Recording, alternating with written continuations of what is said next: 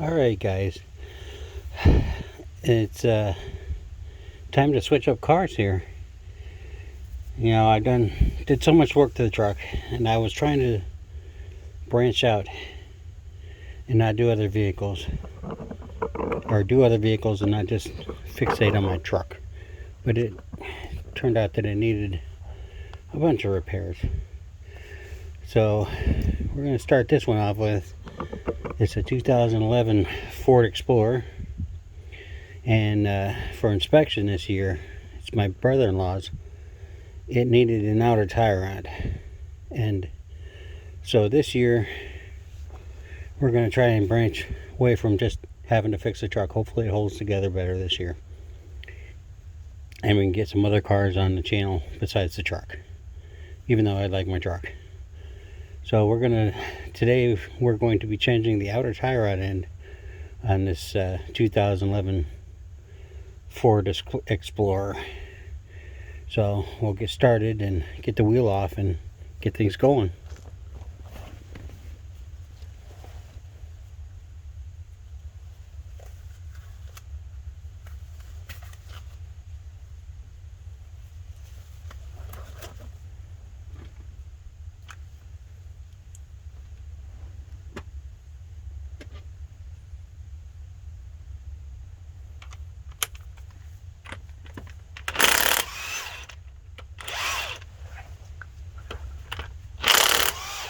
Obviously, the first step is taking your tire off. Most of these are 19mm lug nuts.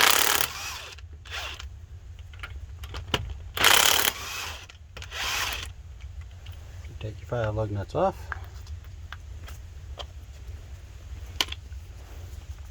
Get your tire free. Set my coffee over here.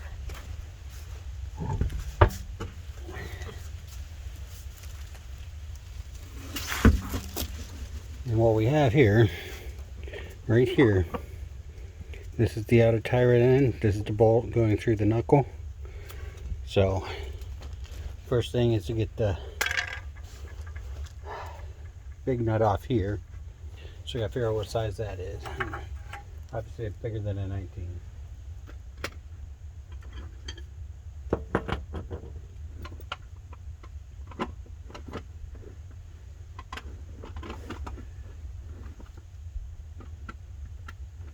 So we're going to jump up to a 21, and it looks like it's a 21.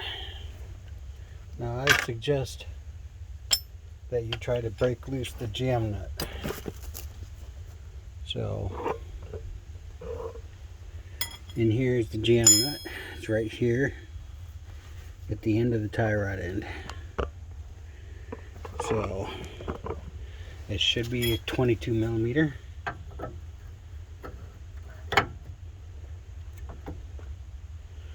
And you want to back it off, which is going that way. All you got to do is loosen it up a little bit so the inner tire then moves. It's easier to do that before you take the nut off and get it out of here. So then you just drive your nut off and hope that this doesn't start spinning on you.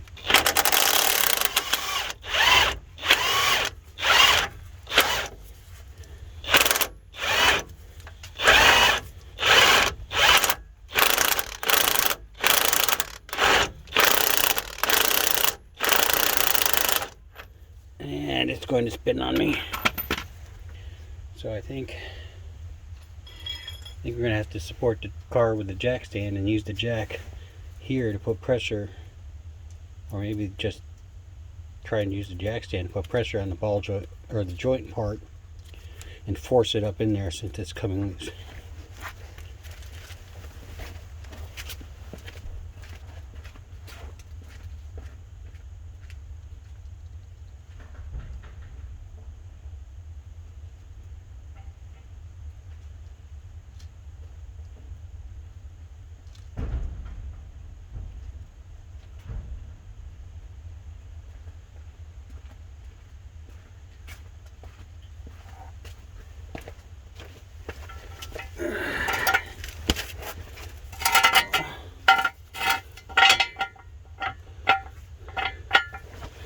gonna do is take the jack up a little more.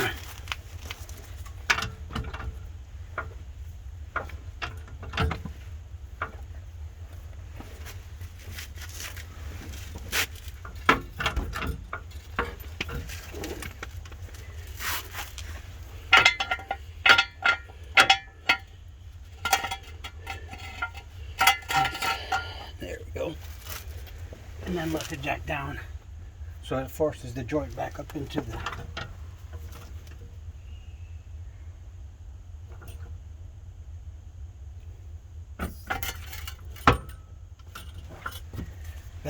knuckle. And what that does, it puts pressure on it so that it'll hold that better and it might come off better.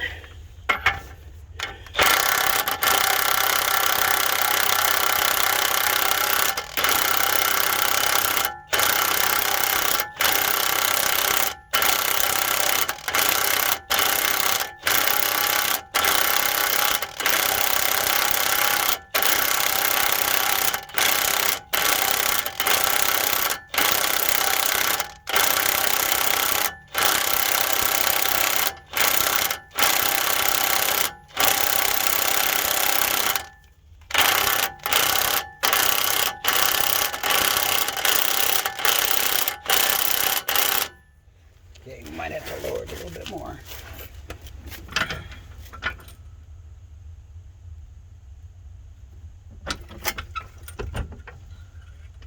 Or a lot of it more.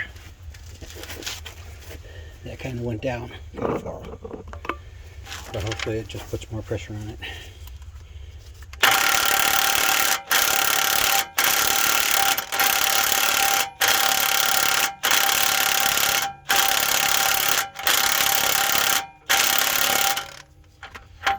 It's coming off slowly, and I didn't really want it to come off slowly.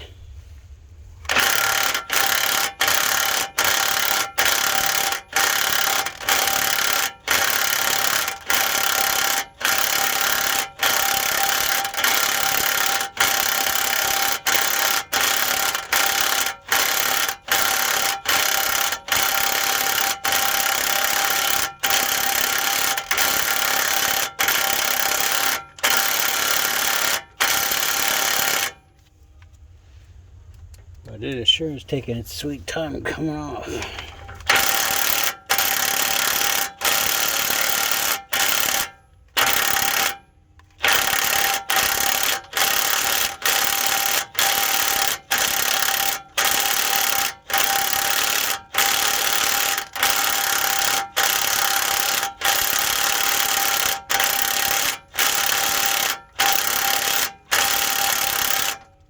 And that's the problem. They use steel joints in aluminum and they don't stay together like they should.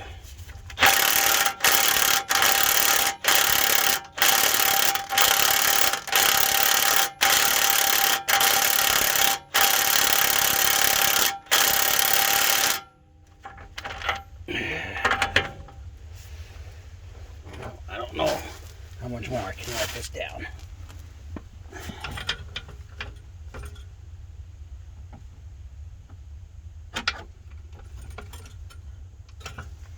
Because it's getting to the point where I don't know if it's going to work.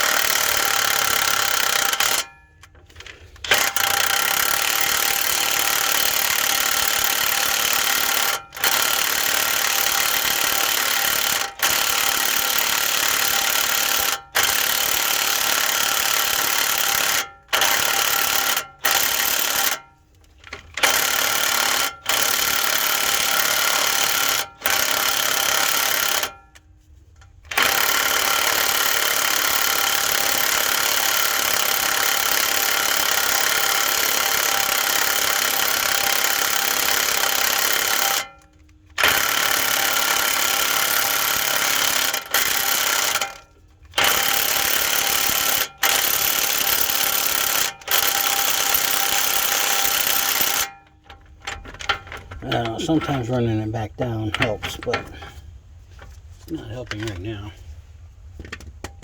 Not helping with a weak, almost dead battery either.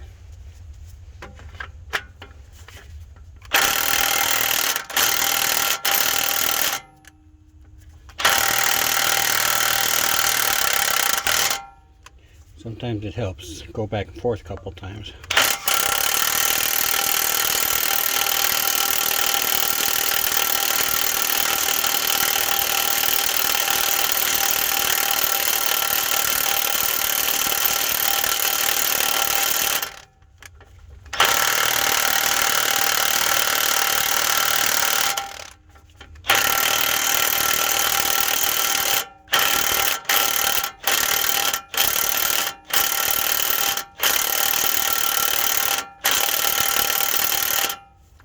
Oh, it's so close. It's right there at the top.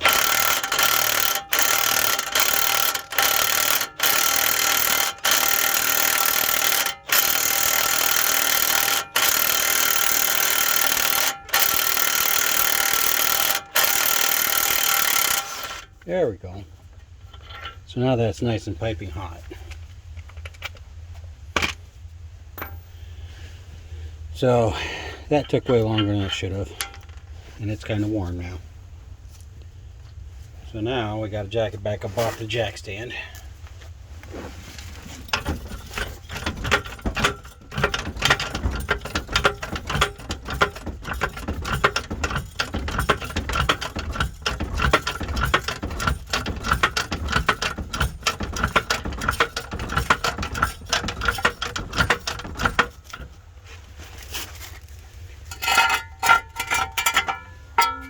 As you can see, even after all that, spinning around, you know it's loose, but it still didn't want to come out of the socket. So, a couple quick taps, and then it's out of the knuckle. Then, most of the time they'll be nice and just come right off like that. And the new one is supposed to be the same length. So we'll get that out of the box and check. Because I don't know if I can put that back on.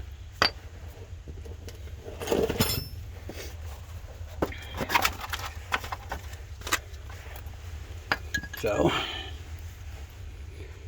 and it's the same length.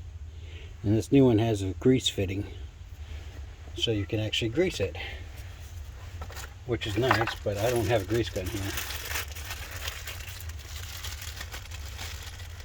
So I'll have to get a hold of one for them later. They do have some grease in them.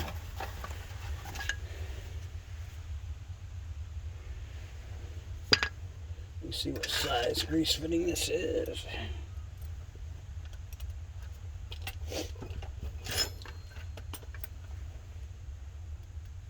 $7mm wrench. So obviously your grease fitting just screws into the hole. Maybe.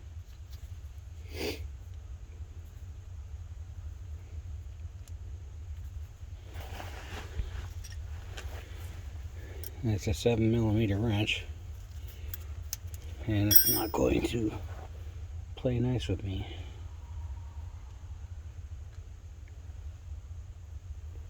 And I don't know why. So we'll try to help it think it wants to go in there. Like that.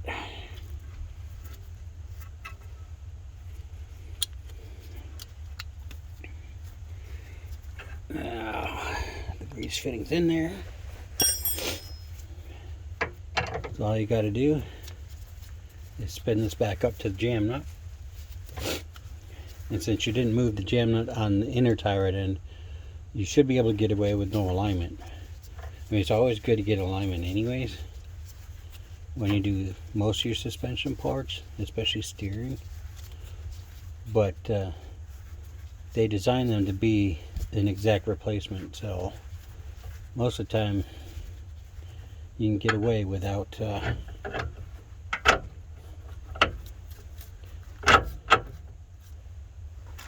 without having to do an alignment. And I don't know if that's gonna let me.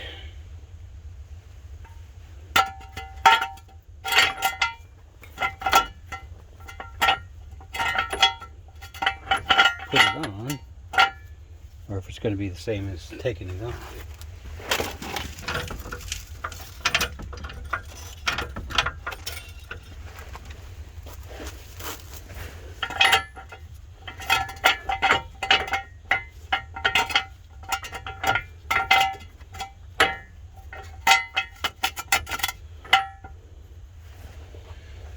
Now we'll see if it's the same size. So it is the same size. So we're going to try it without setting the jack down. If it works, I hope it does.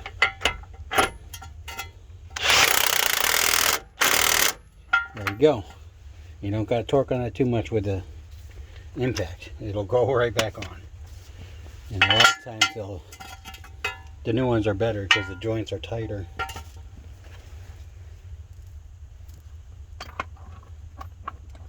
Socket is quite warm. So then you come back here. Now you got to tighten it to the left now to tighten the jam nut back up. And you just screw that down. And give it a couple of those, and you're done. Make that a little straighter. And that's it.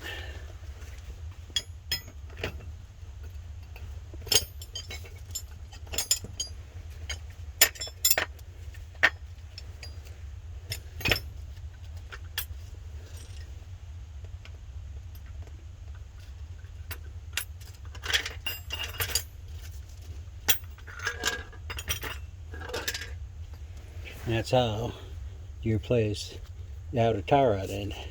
And this works for just about any car. The only vehicles I know, some of the trucks like Trailblazers and that, this is all threaded and it goes into the inner tie rod end. And they're a little bit more complicated because sometimes they'll seize up in there, and almost all the time we do them at work. We have to heat the whole thing up to get the jam nut loose, and then to get that off, spray with PB Blaster and all. It's not fun doing those ones. But most cars and SUVs just have a jam nut and you just crack that loose, and most of the time they spin off like this one did. Now if they're really rusty, you know, sometimes you will have to use heat on them, but the majority of them are okay to do like that.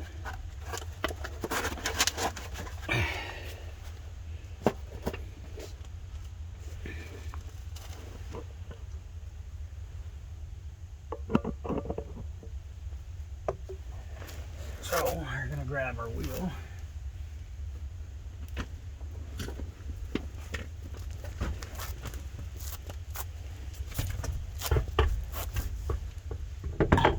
And put the wheel back on.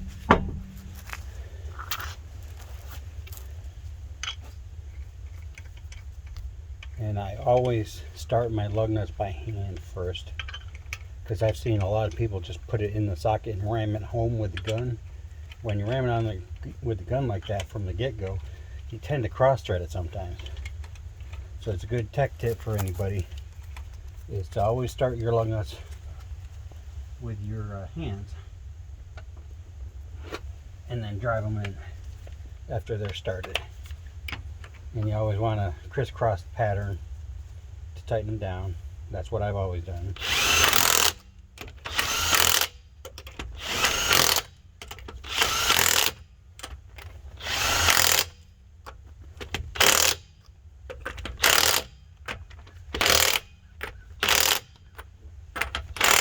And I always give them a second nudge around. Just because I've lost wheels before driving, and it's not a whole lot of fun. It really ain't. So whether I'm at home doing this to my own cars or at work doing it to a customer's car, I always give a double tap on the lug nuts to make sure that they are not going to fall off. And I have broken a couple accidentally.